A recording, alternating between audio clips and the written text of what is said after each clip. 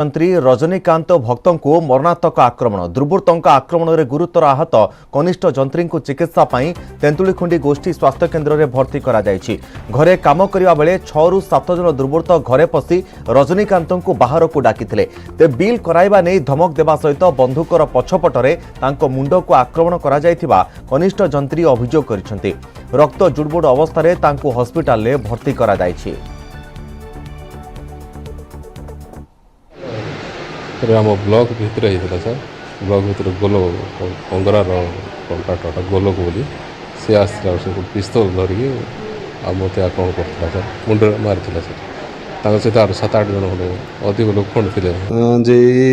Video नहीं आसते गाड़ी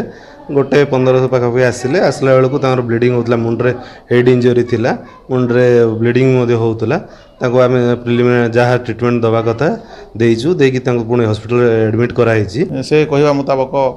बंधुकर पछपटे जो तार ये धारुआ ये मुंड में आघात कर कहते मु उपस्थित अधिकारी को जन देती इमिडिएट से ब्लॉक रू मेडिकल को नहीं आसचु।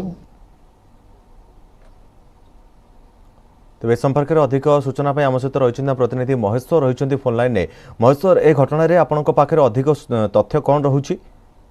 देखो आज प्राय दिन गोटे बेले ठिकादार जनक कनिष्ठ जंत्री को रास्ता काम एवं स्कूल पाचेर निर्माण काम बिल करिया विभिन्न प्रस्तर चाप पकड़ते आज